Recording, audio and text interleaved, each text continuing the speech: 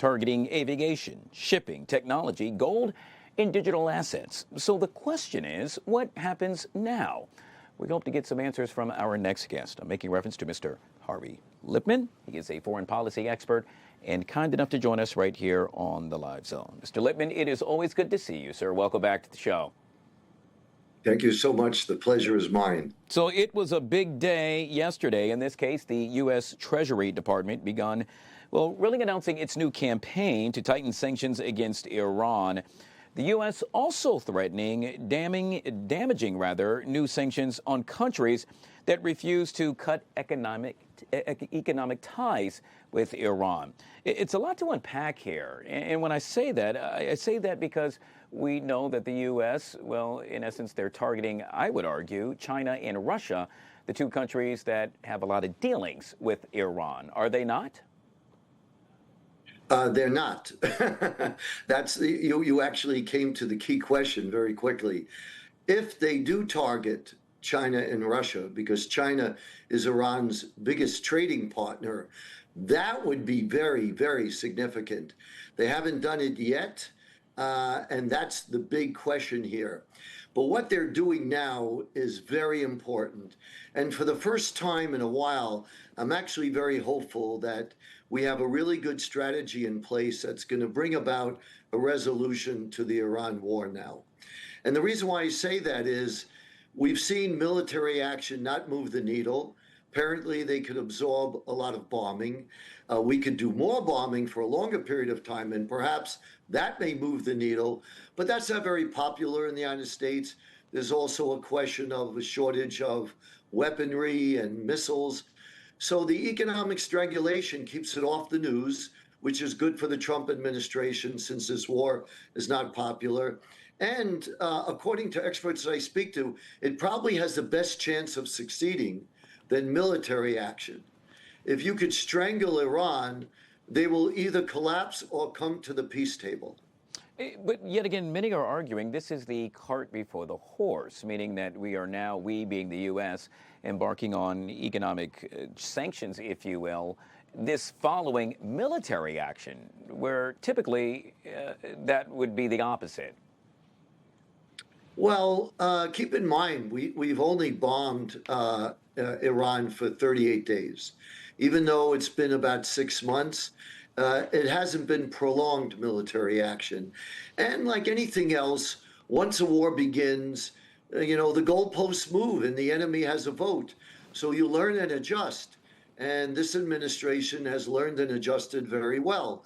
Because when I speak to Iranians here, they say if you could get to the IRGC's money, that's what's going to count, because they don't care about the people. So having sanctions, bombing bridges, any things in Iran are not going to move the needle. But that the rulers are really corrupt, and they use religion and ideology for money and for power. So if you can get to their pocketbook, so to speak, that's going to make a difference. And these sanctions and new rules are really tough and going to have an impact. Just for example, the UAE is Iran's second largest trading partner, and they have already stepped up and said they're not going to do any more trade, directly or indirectly. Let Iran use their banks, which they have been using a great deal of, in any way with Iran. So that's a major improvement, and there's going to be really, really tough penalties on companies and countries that do trading with Iran. So this is going to carry a really big punch. And when you add to it the fact that Iran is admitting themselves they're not able to sell their oil, which is where they get 90% of their revenue. So this is going to, I think, have real results. Let's talk about the other big story of the day with regard to all things Iran. We know that the U.S. Secret Service has confirmed it is now aware that Iranian state media has aired a video that appears to threaten the life of Barron Trump. That's President Trump's youngest son.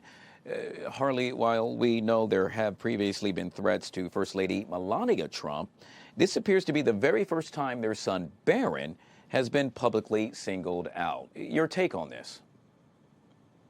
We have to take this very seriously. They have been talking a lot about taking revenge on President Trump and his family. After all, the United States with Israel did take out a lot of their leadership. The person who's nominally in charge of Iran, Mustafa, who we haven't seen, but he lost his father, his wife, his brother, I think his mother. So they are seething with revenge.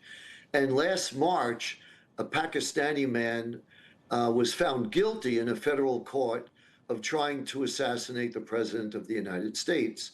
And he admitted that it was the IRGC that paid him to do it. So all threats to not only President Trump, his family members, and this country needs to be looked at because Iran will likely carry them out. Yeah, yet again, truly disturbing and something we will have to keep a very close eye on. Harley, a lot of folks say folks talk the talk but don't necessarily walk the walk. I would argue that's not the case with you. You, sir, have been giving back in a major way. In this case, meeting and greeting a number of veterans. Oh, do tell. You have that. Well, almost 30 years ago, I'm in a 4th of July parade, and I see these Vietnam vets marching, and everybody looks uncomfortable. Nobody's really hugging them, clapping for them. And I was struck by that. And ever since, I go with my family and friends and hold up signs that say, "Thank you, vets. We are grateful vets." And over the years, I got to be friendly with them. And I've got to appreciate their pain and suffering. They really were the best of us. They went when so many people decided not to go to fight in a very unpopular war. And they were treated very poorly when they came back to the United States.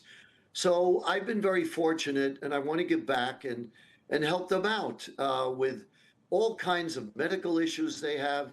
They're suffering now, many of them at that table, from Parkinson's and Agent Orange. That was a lunch I had with them just last week in Southampton, Long Island. And I meet with them regularly and listen to their stories. They're still traumatized by what they experienced. And they need to see Americans that really appreciate who they are and what they did. And I'm just making a small effort, but whatever I could do to help them out, I'll do whatever I can. They really deserve it. Well, it definitely goes a long way. And Harley, we truly appreciate you recognizing them for their amazing service. We'll have to leave it there. Mr. Harley Lippman, foreign policy expert, joining us right here on the Live Zone. It's always good to see you, Harley. Good to see you too. We'll take a quick break, guys. We'll be right back.